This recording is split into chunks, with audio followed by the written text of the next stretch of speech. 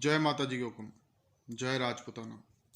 स्वागत है आपका हमारे चैनल जय जय राजपूताना में। आज हम आपको अवगत कराने जा रहे हैं राजपूताना के असली रीति रिवाज, संस्कार और परंपराओं से, क्योंकि आजकल की युवा पीढ़ी और उनके साथ साथ हम बड़े भी हमारे संस्कारों को भूलते जा रहे हैं। तो चलिए हुक्म शुरू करते हैं। क्षत्रिय संस्कार एवं परंपराएं, क्षत्रियत्व। आप ये वीडियो पूरा देखें और शेयर करें। राजपूतों में पहले सिर के बाल बड़े रखे जाते थे, जो गर्दन के नीचे तक होते थे। युद्ध में जाते समय बालों के बीच में गर्दन वाली जगह पर लोहे की जाली डाली जाती थी और वहां विशेष प्रकार का चिकना पदार्थ लगाया जाता था। कुछ लोग आंकड़े का दूध भी लगाते थे। इससे तलवार से गर्दन पर होने वाले घाव से बचा जा सके। दूसरा, युद्ध में धोखे का संदेह होने पर घुड़सवार अपने घोड़े से उतरकर जमीनी युद्ध किया करते थे। मध्यकाल में देवी और देव पूजा होती थी। जंग में जाने से पूर्व राजपूत अपनी कुल देवियों की पूजा अर्चना किया करते थे, जो कि शक्ति का प्रतीक था। हरावल, राजपूतों की सेना में युद्ध का नेतृत्व करने वाली टुकड़ी को हरावल सेना कहा जाता था, जो सबसे आगे रहती थी। कई बार इस सम्माननीय स्थान को पाने के लिए राजपूत आपस में ही लड़ बैठते थे। इस संदर्भ में उंटाला दुर्ग वाला चुंडावत शक्तावत किस्सा प्रसिद्ध है। किसी बड़े जंग में जाते समय या नए प्रदेश की लालसा में जाते समय राजपूत अपने राज्य का ढोल, झंडा, राज चिन्ह और कुलदेवी की मूर्ति साथ ले जाते थे। युद्ध में जाते से पूर्व चारण, गढ़वी, कवि वीर सुनाकर राजपूतों में जोश पैदा किया करते थे और अपना कर्तव्य याद दिलाते हुए कुछ युद्ध जो लंबे चलते वह चारण भी साथ जाते थे। चारण, गढ़वी और भाट एक प्रकार के दूत होते थे, जो राजपूत राजा के दरबार में बिना किसी रोक टोक आ जा सकते थे, चाहे वो दुश्मन राजपूत राजा ही क्यों ना हो। राजपूताने के सभी बड़े किले के बनने से पूर्व एक स्वैच्छिक नरबलि होती थी। कुंभलगढ़ के किले पर एक सिद्ध साधु ने खुद की स्वैच्छिक बलि दी थी। राजपूताने के ज्यादातर किलों में गुप्त रास्ते बने हुए हैं।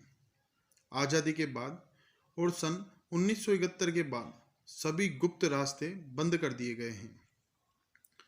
शाखा, महिलाओं को अपनी आंखों के आगे जौहर की ज्वाला में कूदते देख पुरुष जौहर की राख का तिलक करके सफेद कुर्ते पजामे में और केसरिया फेटा, केसरिया साफा या खाकी साफा और नारियल कमल कसुम्बा पानकर केसरिया वस्त्र धारण कर दुश्मन सेना पर आत्मघाती हमला कर इस निश्चय के साथ रण क्षेत्र में उतर पड़ते थे कि या तो विजयी होकर लौटेंगे, अन्यथा विजय की कामना हृदय में लिए हुए अंतिम दम तक शौर्यपूर्ण युद्ध करते हुए दुश्मन सेना का ज्यादा से ज्यादा नाश करते हुए रणभूमि में चिर निंद्रा में शयन करेंगे। पुरुषों का यह आत्मघाती कदम शाखा के नाम से विख्यात हुआ। जौहर, युद्ध के बाद अनिष्ट परिणाम और होने वाले अत्याचारों व व्यभिचारों से बचने के लिए अपनी पवित्रता कायम रखने हेतु अपने सतीत्व की रक्षा के लिए राजपूतानियां अपनी शादी के जोड़े वाले वस्त्र को पहनकर अपने पति के पांव छूकर अंतिम विदा लेती।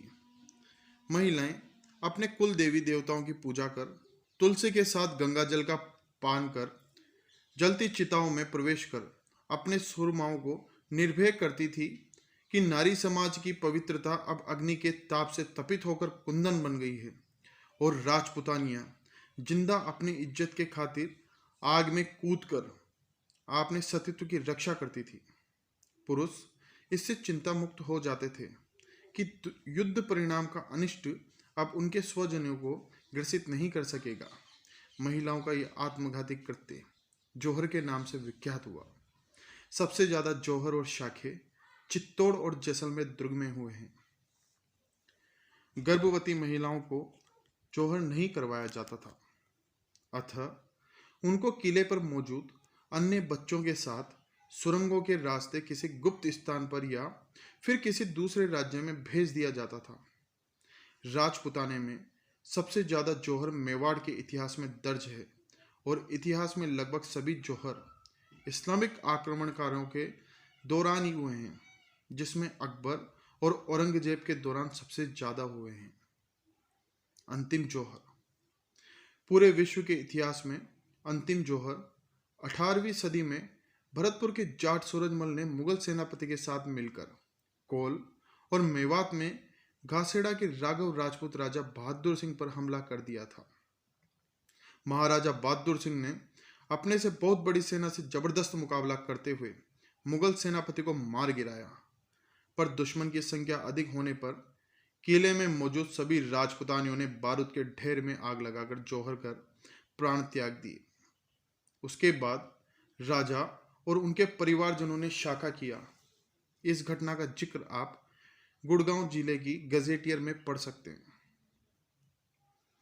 अगर आपके पिताजी या दादो साहब विराज रहे हैं तो कोई भी शादी, फंक्शन, मंदिर इत्यादि में आपके कभी भी लंबा तिलक और चावल नहीं लगेगा, सिर्फ एक छोटी टीकी लगेगी। आज भी कई घरों में तलवार को मयान से निकालते नहीं हैं, क्योंकि तलवार की परंपरा है कि अगर वो म्यान से बाहर आई तो या तो वो खून लगेगा या लोहे पर बजेगी। इसलिए आज भी कभी अगर तलवार म्यान से निकलती भी है तो उसको लोहे पर बजाकर ही फिर से म्यान में डाला जाता है। मटिया, गहरा हरा, नीला, सफ़ेद ये शोक के साफे हैं। पैर में कड़ा, लंगर, हाथी पर तोरण, नंगारा निशान, ठिकाने का मोनो, ये सब जागीरी का हिस्सा थे। हर कोई जागीरदार नहीं कर सकता था। यह सब स्टेट की तरफ से इनायत होते थे। पहले के वक्त राजपूत समाज में अमल का उपयोग इसलिए ज़्यादा होता था क्योंकि अमल खाने से खून मोटा हो जाता था, जिससे लड़ाई के समय मेहंदी घाव लगने पर खून का रिसाव नहीं के बराबर होता था और मलमूत्र रुक जाता था। जयमल मेड़तिया ने अकबर से लड़ाई के पूर्व सभी राजपूत सरदारों को अमलपान करवाया था। पहले कोई भी राजपूत बिना पगड़ी के घोड़े पर नहीं बैठते थे। सौराष्ट्र, काठियावाड़ और कच्छ में आज भी गिरासदर राजपूत घराने में अगर बेटे की शादी हो तो बारात नहीं जाती है। उनकी जगह लड़के वालों की तरफ से घर के वडील यानी कि बड़े, फुआसा, बनेविसा, मामासा एक तलवार के साथ 3 या 5 की संख्या में लड़के के घर जाते हैं, जिसे वेल या खांडू कहते हैं। लड़के वाले उस तलवार के साथ विधि करके बेटी को विदा करते हैं। मंगल फेरे लड़के के घर लिए जाते हैं। राजपूत परंपरा के मुताबिक पिता का पहना हुआ साफा आप नहीं पहन सकते। पहले सारे बड़े ताजमी ठिकानों में ठिकानेदारों को विवाह से पूर्व स्टेट महाराज से अनुमति लेनी पड़ती थी।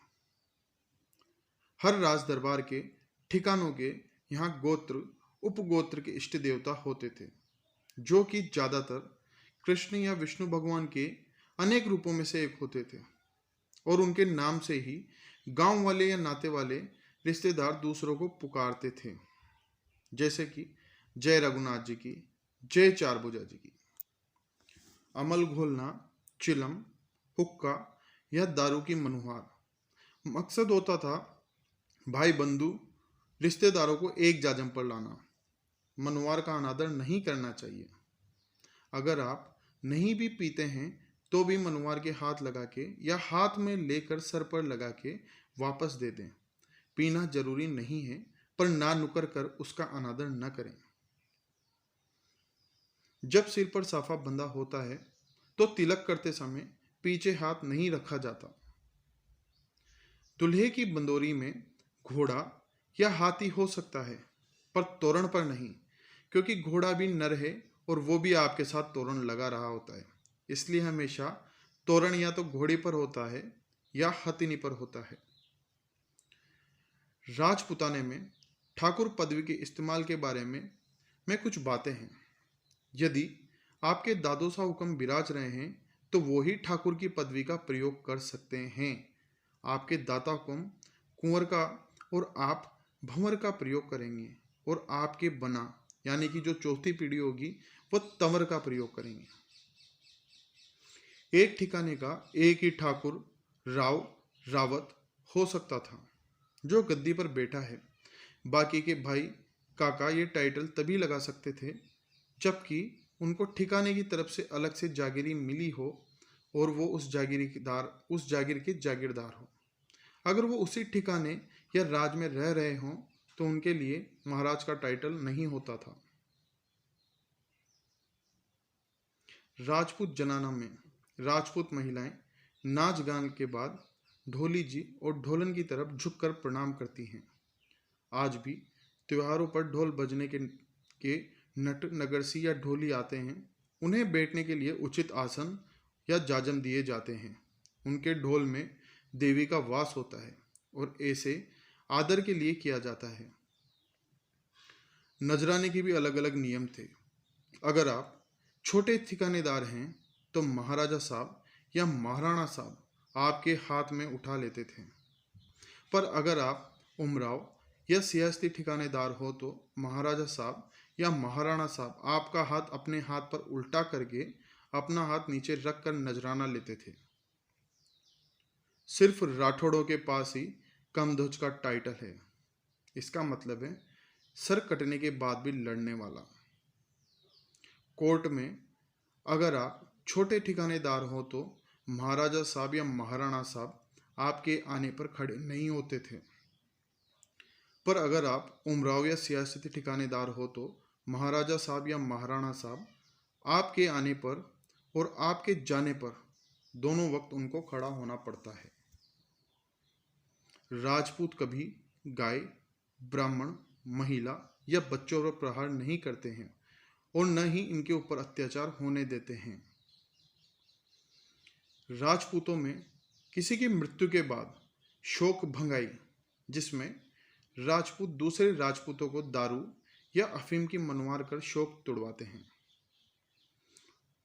हुक्म जो हमने आपकी परंपराएं बताई है, उपरोक्त ये अधिकांश परंपराएं अधिकतर राजस्थान, गुजरात क्षेत्र की है।